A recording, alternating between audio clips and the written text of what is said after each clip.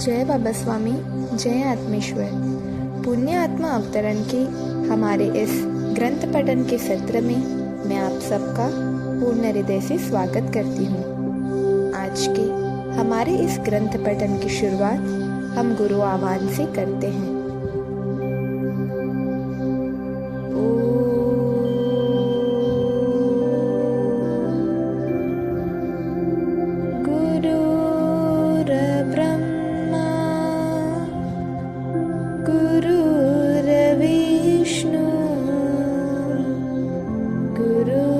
देवो महेश्वर,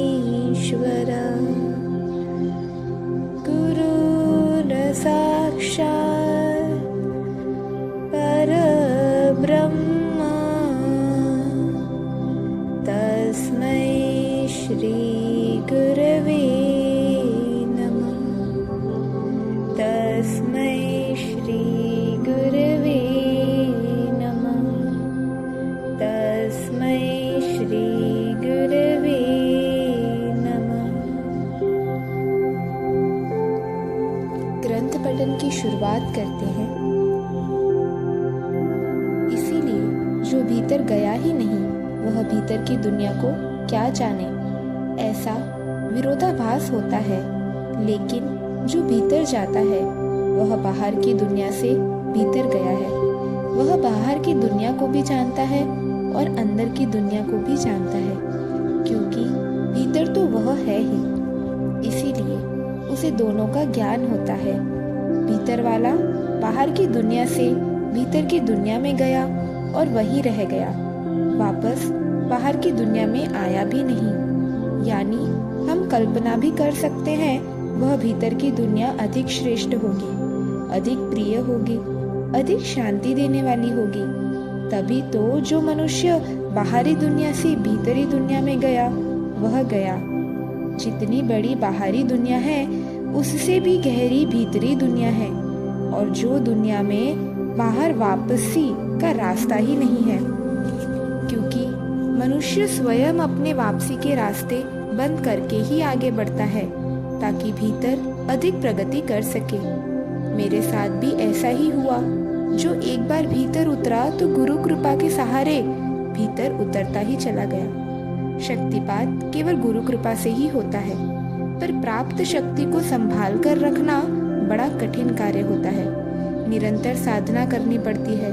निरंतर संभाल कर रखना भी एक महत्वपूर्ण बात होती है, क्योंकि जिसने हमें अपना सर्वस्व स्थापित किया है वह इस विश्वास के साथ किया है कि वह संभाल कर रखेगा, और किस तक यह पहुंचाना है वह कार्य अपना नहीं होता है। वह कार्य भी गुरु कृपा से ही संभव होता है। जब तक सुपात्र साधक सामने नहीं आएगा यह बाहरी निकलेगा ही नहीं।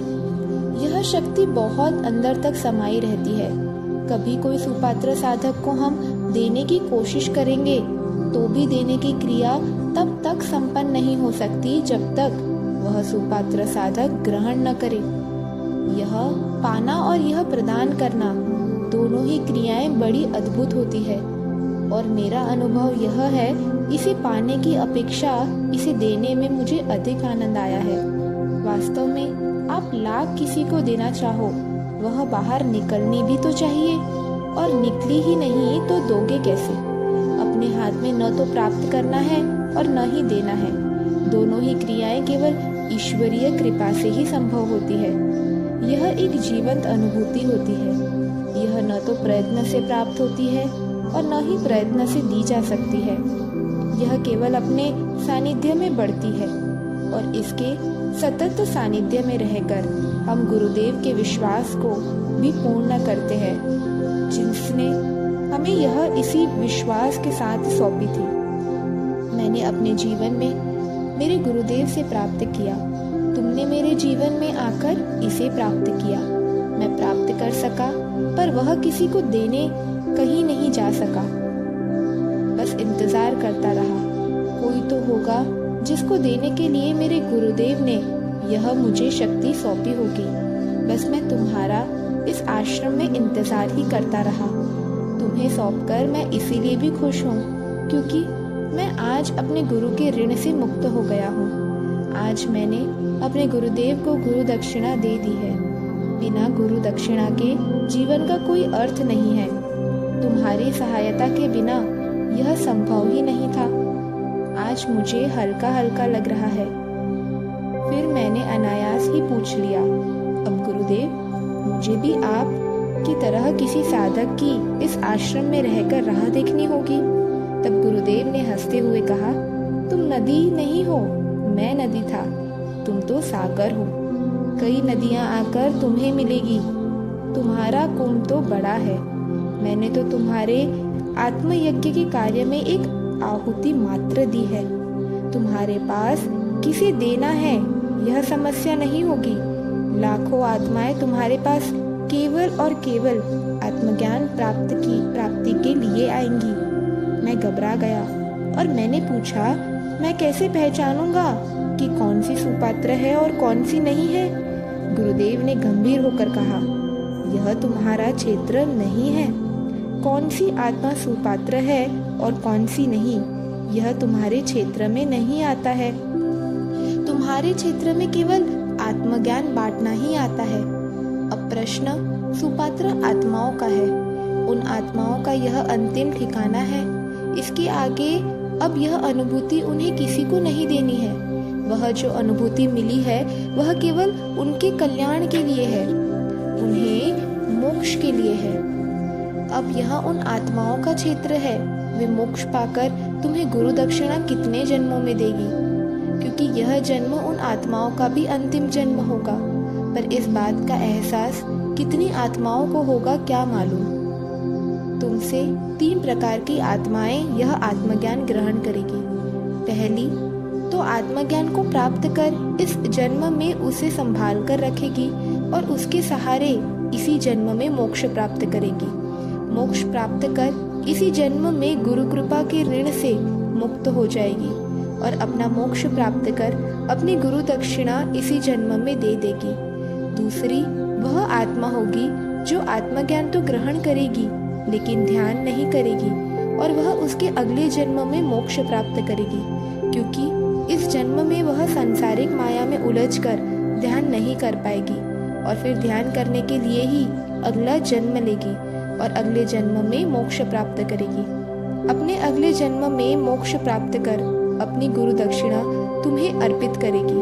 और जो तीसरी आत्मा होगी वे इसी जन्म में सारी अनुभूति ग्रहण कर लेगी, तुम्हारे सानिध्य में समग्र ज्ञान ग्रहण करेगी, केवल इस सांसारिक माया जल में अटक कर ध्यान नहीं करेगी।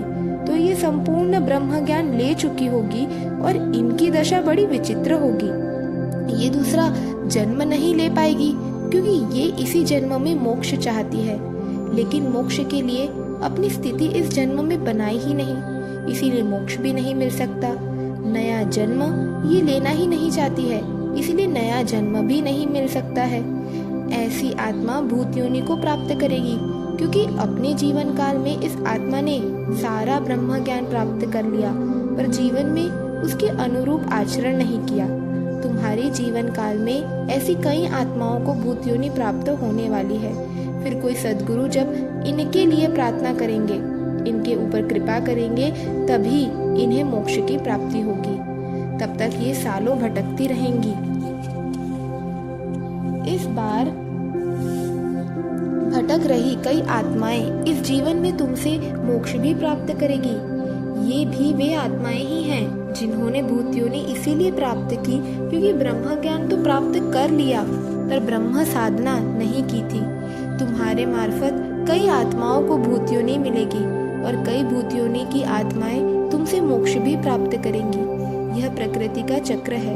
एक झाड़ को बोता है और एक झाड़ के फल खाता है। यह तो चलते रहता है, इसमें कोई कुछ नहीं कर सकता है। हम तो साक्षी भाव रहकर बस देख ही सकते हैं, हम कर कुछ नहीं सकते हैं। सद्गुरु केवल माध्यम है मोक्ष के, निमित्त है मोक्ष के, पर वास्तव में मोक्ष प्रत्येक आत्मा को स्वयं प्राप्त करना होता है। सद्गुरु आत्मा को मोक्ष का मार्गदर्शन भर कर सकते हैं, मोक्ष दे नहीं सकते, क्योंकि मोक्ष ध्यान की उच्च अवस्था है। प्रत्येक को नियमित ध्यान साधना कर वह प्राप्त करनी होती है। मोक्ष की एक उच्च अवस्था है जिसमें शरीर के दोष सूक्ष्म रूप से छूट ही जाते हैं। बस स्थूल शरीर बाकी रहता है और शरीर का अस्तित्व ही समाप्त हो जाता है और जो रह जाता है वह आत्मा है। अब आत्मा तो परमात्मा का ही अंश है, या यह कहा जा सकता है कि शरीर का संपूर्ण बोध समाप्त हो जाता है और आत्मा परमात्मामय हो जाती है। आत्मा परमात्मा से एकाकार हो जाती है। यह इसीलिए कि जीते जी मर जाना ही मोक्ष है। अब कोई आसक्ति नहीं रही, आसक्ति विहीन शरीर हो गया। सबसे बड़ी आसक्ति है वो भी जीने की है, वह भी समाप्त हो गई, तो जीते जी मोक्ष की स्थिति प्राप्त हो गई। अब शरीर की मृत्यु कभी भी आए क्या फर्क पड़ता है। कई लोग कहते हैं कि हमें मोक्ष नहीं चाहिए, हमें तो और लोगों की सेवा करनी है, यानी अभी भी कर्ता का भाव जीवित है। कोई किसी की सेवा नहीं कर सकता है, करने वाला और करवाने वाले दोनों एक ही है। तो तुम किसकी सेवा करोगे और कैसे करोगे? कब तक इस सेवा का भाव रखोगे? और सेवा के कारण ही कर्ता का भाव क्यों पकड़े हो? वास्तव में सेवा भावना भी सीढ़ी है, उसी को पकड़ लिया। वास्तव में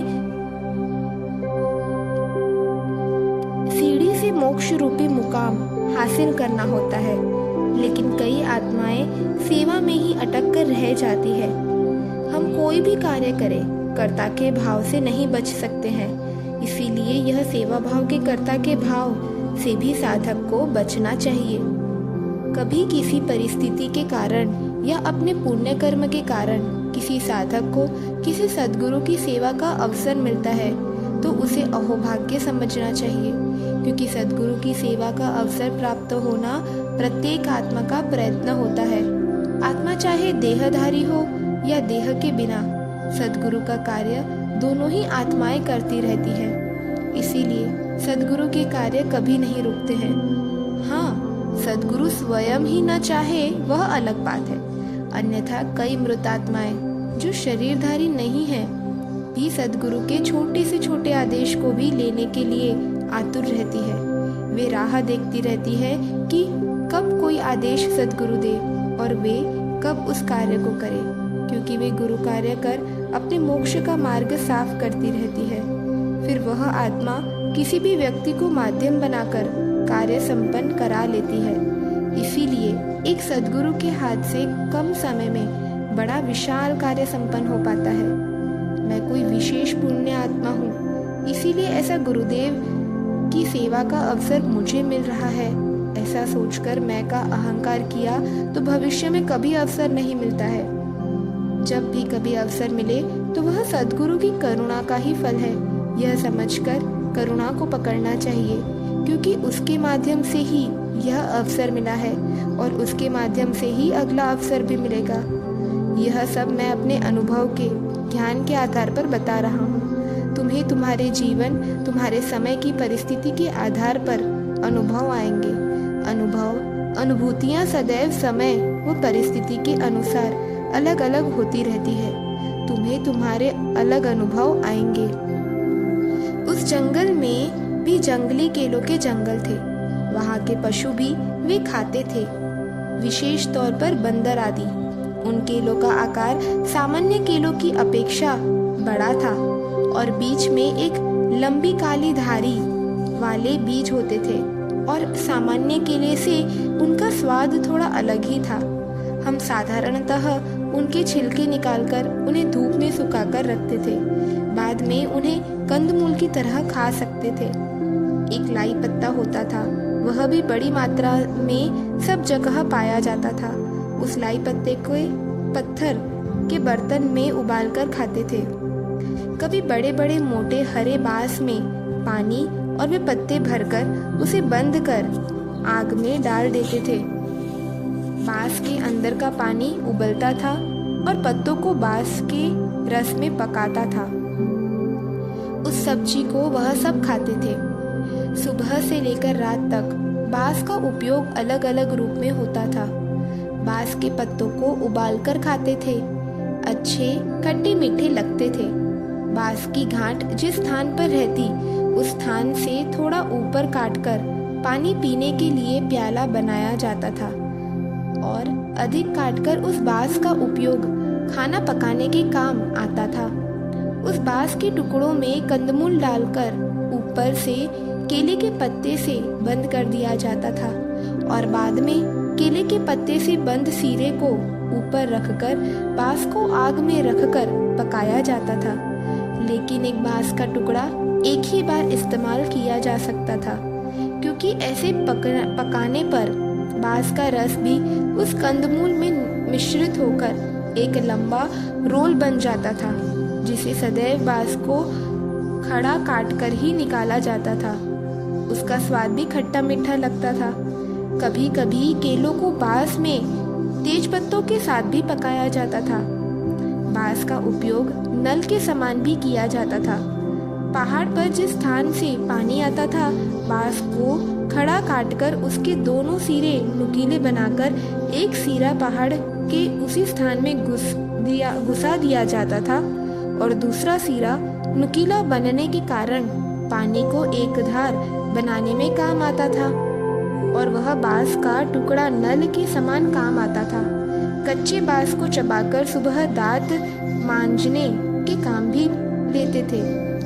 कुटीर बनाने में बड़ी मात्रा में बांस का उपयोग होता था। हवन में भी बांस का उपयोग होता था, पर बांस को हवन में डालते नहीं थे, बांस को जलाते नहीं थे। बांस की चटाई बनाने पर वह आसन का कार्य करती थी। बांस से बनी टोकरी बरसात में छतरी जैसी उपयोग होती थी। वास्तव में बांस जंगलों में सहजता से बड़ी मात्रा में उपलब्ध होता था। बांस कई कई वर्षों तक रहते हैं। उनके पेड़ों की आयु भी बहुत होती है। एक बार गुरुदेव मुझे बांस के जंगल में ले गए और एक विशेष बांस के झाड़ की तरफ इशारा करके बोले कि मैंने अपने जीवन काल में यहाँ बहुत बांस देखे हैं, पर इस बांस पर फूल मैंने पहली बार देखा है। उस बांस के झाड़ पर खूब फूल खिले थे। पूरा बांस का झाड़ फूलों से भरा हुआ था। 50 साल पूर्ण होने के बाद ही बांस के झाड़ में फूल आते हैं। सामान्यतः मनुष्य अपने जीवन काल में एक बार ही यह बहार देख पाता है। मुझे भी वह दृश्य दुर्लभ लगा।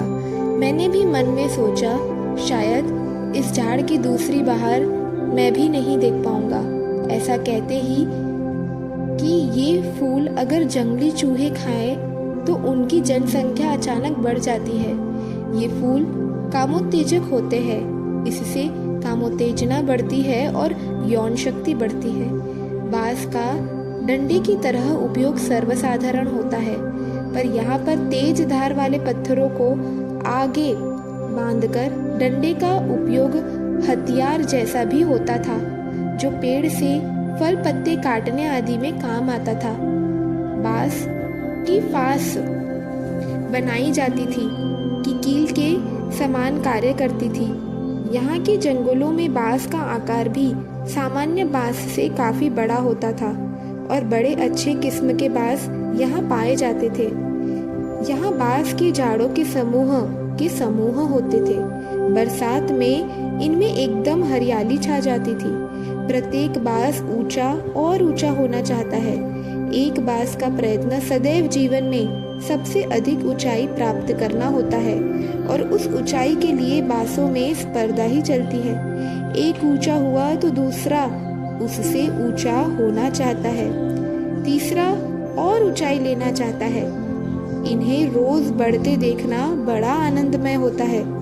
रोज रोज प्रगति दिखती है, हालांकि इनकी प्रगति बड़ी धीमी धीमी होती है। बांस जब हरे हो तो उन्हें आग में गर्म कर और बाद में पानी में ठंडा करके मोड़ा जा सकता है। अच्छे बांस की विशेषता है कि उसकी ऊंचाई बहुत रहती है और बड़ी लचक रहती है। बांस से दूध भी निकलता है। इसे बांस का रस भी कह सकते हैं। इसका स्वाद छाछ जैसा खट्टा भी लगता है। बांसों के वन साधारणतः सांपों के घर ही होते हैं। नुकीले बांस घायल भी कर देता है। इसके काटे हुए सूखे टुंड बड़े खतरनाक होते हैं।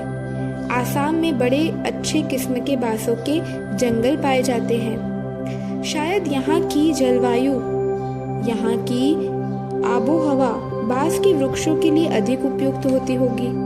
साधारण जाड़ों से भी अधिक बांस के झाड़ होते हैं। उनकी ऊंचाई की प्रगति का रहस्य उनकी लचक और झुकने की प्रगति है। उनकी झुकने की कला में ही उनकी प्रगति का रहस्य छुपा हुआ है। कितने भी तूफान आए, कितनी भी आंधियां आए, ये कभी नहीं टूटते हैं, क्योंकि झुकने की कला इन बांसों ने जन्म से ही सीखी होती है। ये प्रत्येक तूफान के सामने बड़े विनम्र हो जाते हैं। इतने झुक जाते हैं कि तूफान भी उन्हें क्षमा कर देता है और इन्हें उखाड़ता नहीं है।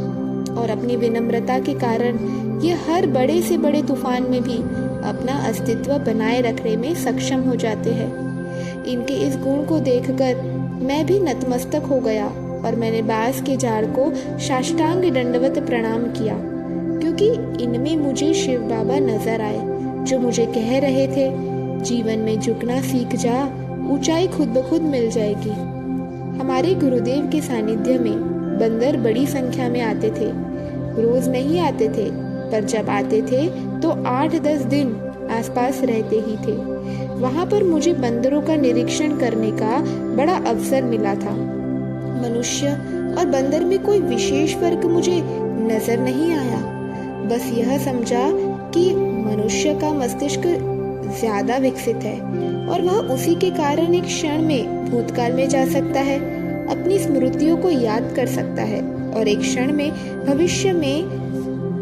भविष्य के सपने देख सकता है। बस बंदर ऐसा नहीं करते हैं। उनके सामने वर्तमान में जो रहता है वहीं पर उनका चित्त होता है। वे सब जल्दी भूल जाते हैं। मनुष्य का विकास जिस मस्तिष्क के कारण हुआ है, वह मस्तिष्क ही उसके असंतोष का कारण भी सिद्ध हुआ है, क्योंकि अपनी भूतकाल की यादें, भूतकाल के बुरे अनुभव वह भुला ही नहीं पाता है और पता नहीं उन्हें याद कर अपना वर्तमान कितना समय वह बर्बाद करता रहता है। मनुष्य का भूतकाल को याद करना किसी भी मायने में उचित प्रतीत नहीं होता है, क्योंकि भूतकाल का अर्थ है बीता हुआ काल, बीता हुआ समय जो बीत गया, जो अपना नहीं है, उसे क्या याद करना। क्योंकि जीवन की भूतकाल की यादें अगर खराब है, बुरी है, तो हमें आज भी दुखी करेंगी। तो ऐसे जख्मों को खुरेदने की क्या आवश्यकता है। बुरी घटनाएं, जीवन की बुरी यादें जितना भूल जाए उतना ही अच्छा है। कई लोग भूतकाल के जहर में वर्तमान काल का अमृत खराब करते रहते हैं, और समझो भूतकाल खूब अच्छा भी था तो भी वर्तमान आज खराब है, यह तो प्रतीत होता ही है। ऐसी भावना से भी आत्मग्लानि होती है कि कल मैं कितने बड़े उच्च शिखर पर था, आज कितना नीचे गिरा हुआ हूँ। तो अच्छे भूतकाल को भी याद क्यों करना है। प्रगति वर्तमान में रहकर होती है। मनुष्य को सदैव वर्तमान में ही रहना चाहिए, क्योंकि वर्तमान वह समय है जिसके उचित उपयोग से भविष्य अच्छा बनाया जा सकता है। इस विकसित मस्तिष्क ने मानव समाज की प्रगति की है, पर यही मस्तिष्क मनुष्य को व्यक्तिगत रूप से परेशान भी कर रहा है। जानवर बेचारे भूतकाल और भविष्यकाल के चक्कर में नहीं रहते हैं, वे सदैव वर्तमान में ही रहते हैं। कहते हैं ना, अति में कोई बात अच्छी नहीं होती है। सब कुछ मध्य में रहना चाहिए, क्योंकि भूतकाल और भविष्यकाल के मध्य में वर्तमान काल है। वर्तमान काल ही सृजन का काल होता है। एक मैंने यह देखा कि बंदरियां के बच्चे अपनी माँ से चिपक कर रहते हैं। वह कई दिनों तक उसे अपने साथ ही रखती है। बच्चे के पालन पोषण में नर वानर की विशेष भूमिका नहीं होती है। बंदरियां को अपने बच्चों से बड़ा प्रेम होता है। एक दिन ऐसा ही दृश्य देखा कि एक बंदरिया का बच्चा किसी बीमारी से मर गया, तो भी उसकी माँ अपने बच्चे के शरीर को लेकर कई दिनों तक भटकती रही, लेकिन उसे छोड़ा नहीं। उस बंदरिया ने माँ के भाव के दर्शन हुए। इस दुनिया में सबसे पवित्र व सबसे श्रेष्ठ कोई रिश्ता है तो वह माँ का रिश्ता है। किसी को अपने गर्भ में स्थान देना, उसे विकसित करना और वेदना सहन कर उसे जन्म देना, यह केवल माँ ही तो कर सकती है। माँ अपना सर्वस्व अस्तित्व दांव पर लगाकर ही बच्चे को जन्म देती है।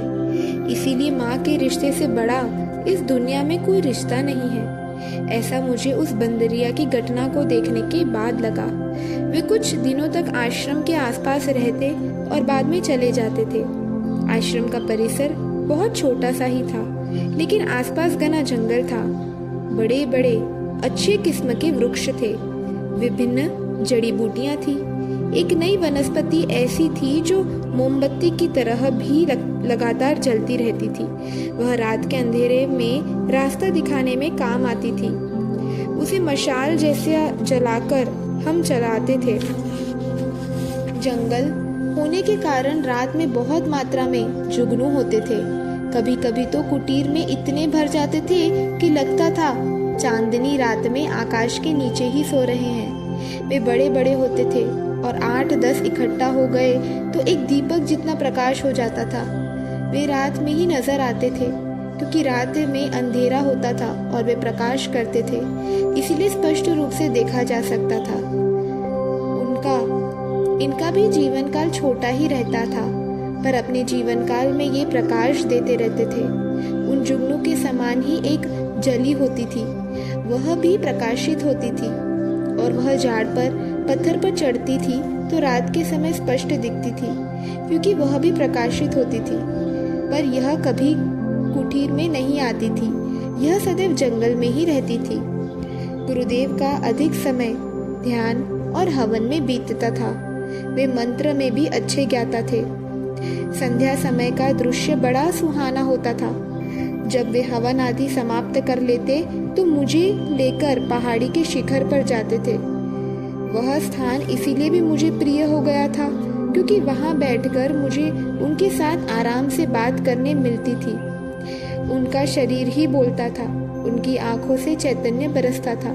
वे कभी कभी आंख बंद कर लेते थे तो मैं भी कहीं भीतर चला जाता था। प्रत्येक दिन एक नया संचार, एक नया संदेश लेकर आता था। एक दिन ऐसे ही पहाड़ी के शिखर पर बैठे तो उन्होंने बोलना प्रारंभ किया। लगा कि मानो आकाशवाणी हो रही है। प्रत्येक शिष्य अपने गुरु से गुरु कृपा में ही अनुभूति को प्राप्त करता है। सद्गुरु का जन्म उस शिष्य के लिए ही हुआ होता है और उस शिष्य का उस गुरु के लिए। ये दोनों प्रकृति के एक चक्र के तहत बंधे हुए हैं। दोनों एक दूसरे के पूरक होते हैं। गुरु शिष्य को आत्मज्ञान की अनुभूति देकर न शिष्य पर कोई उपकार करता है और न शिष्य गुरु की आत्मज्ञान पाकर उन पर कोई उपकार करता है। दोनों प्रकृति के चक्र के दो सिरे मात्र होते हैं। कोई भी सिरा बड़ा या छोटा नहीं होता है। दोनों अपनी अपनी जगह पर उचित ही होते हैं। यह ठीक उसी प्रकार की घटना है। माँ के स्तन में अपने बच्चे के लिए ही दूध आता है और बच्चा दूध को ग्रहण कर माँ को दूध पिलाने का समाधान देता है। अगर बच्चा दूध न पिए तो माँ को मुसीबत हो सकती है। गुरु और शिष्य का रिश्ता भी माँ और बच्चे जैसा ही है। एक बार यह रिश्ता बन जाए और शिष्य आत्मज्ञान न ग्रहण करे तो गुरु को तकलीफ होती है।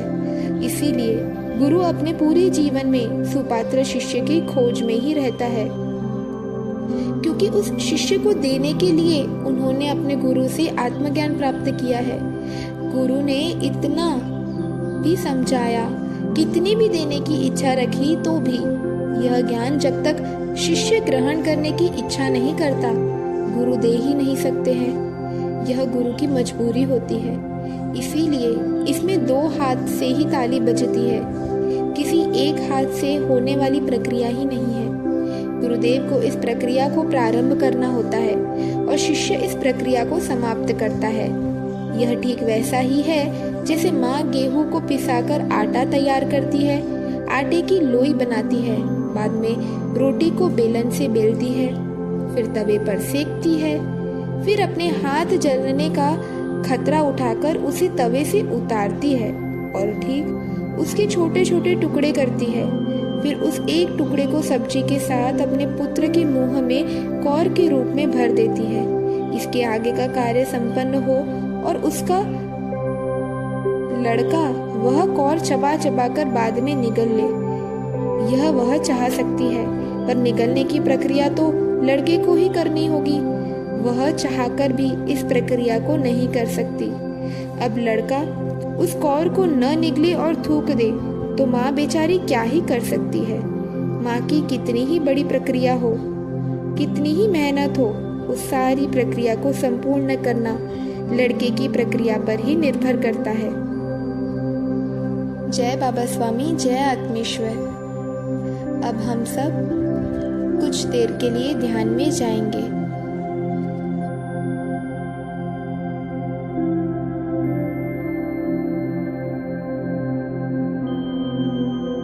सभी पुण्यात्माओं को मेरा नमस्कार।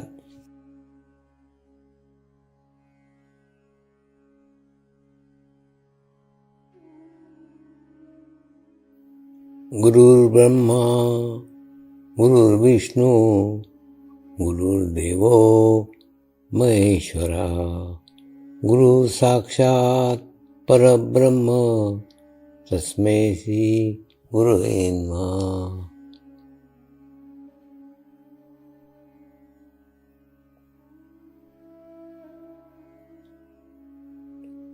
ध्यान की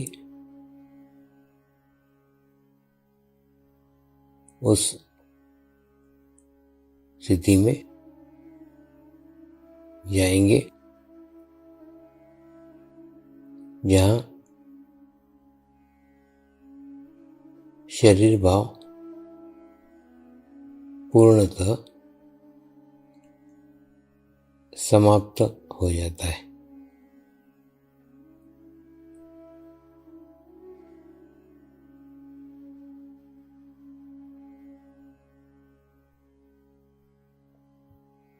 अपने पूरे शरीर को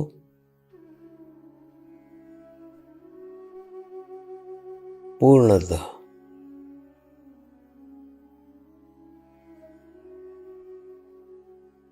शिथिल छोड़ देंगे, एकदम रिलैक्स हो जाइए।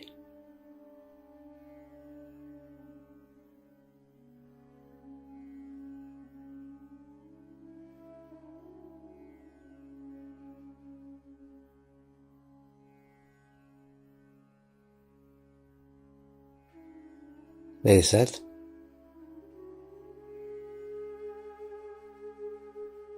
मंत्र का उच्चारण करेंगे। मैं एक पवित्र आत्मा हूँ।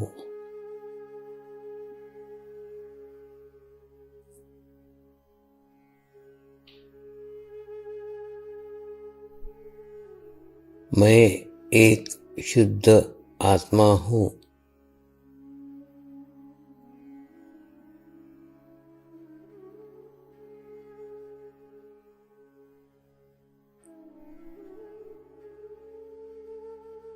मैं एक पवित्र आत्मा हूँ।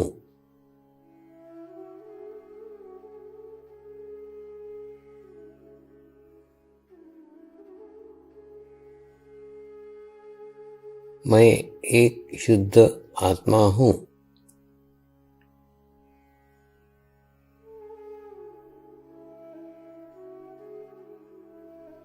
मैं एक पवित्र आत्मा हूँ।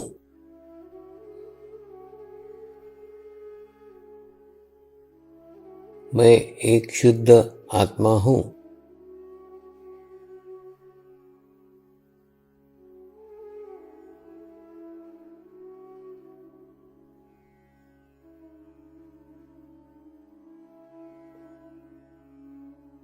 अभी इसी आत्मा भाव को बनाए रखते हुए गुरु मंत्र का उच्चारण करेंगे।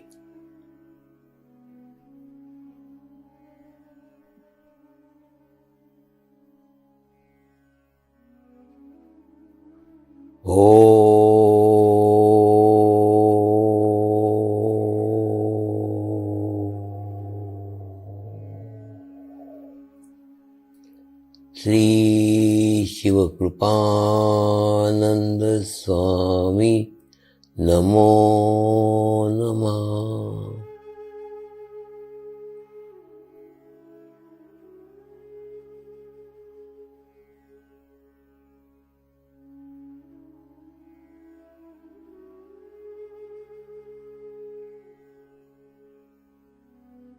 ओम श्री शिवकृपानंद स्वामी नमो नमः।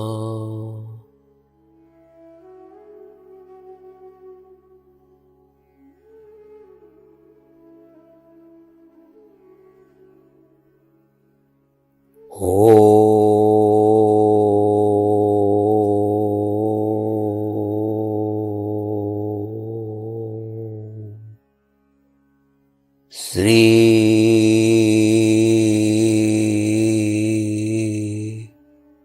शिवकृपानंद स्वामी नमो नमः।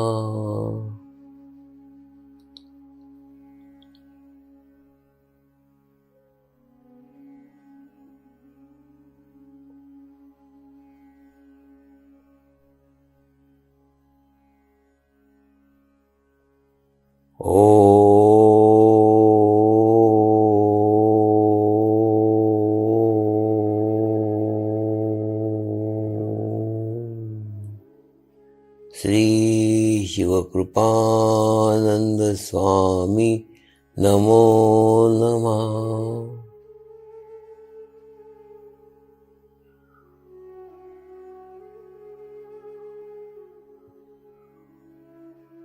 ओम श्री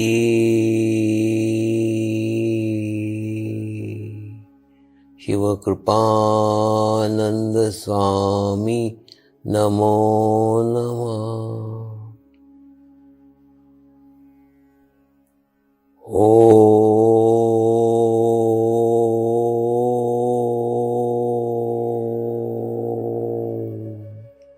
श्री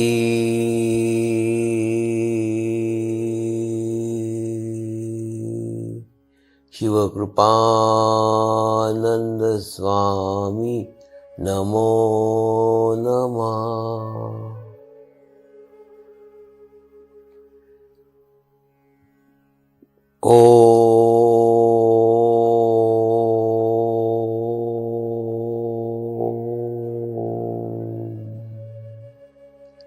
श्री शिवकृपानंद स्वामी नमो नमः।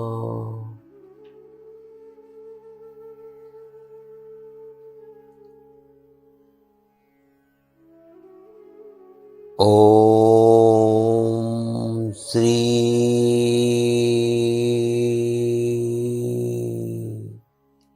शिवकृपानंद स्वामी नमो नमः।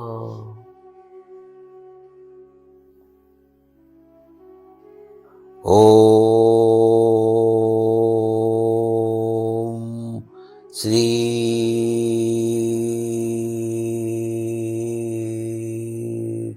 शिवकृपानंद स्वामी नमो नमः।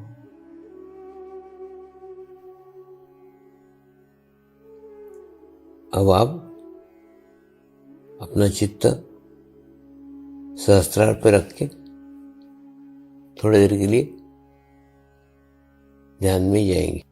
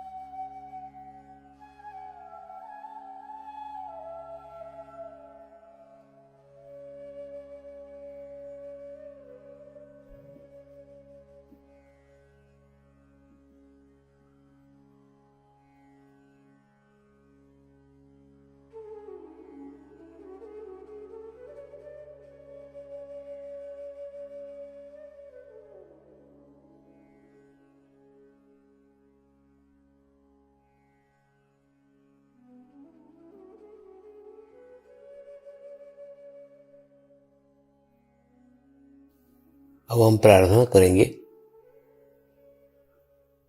सभी आत्माओं की आत्म उन्नति हो, आध्यात्मिक प्रगति हो। यही हमारी प्रभु से प्रार्थना है। नमस्कार। जय आत्मेश्वर।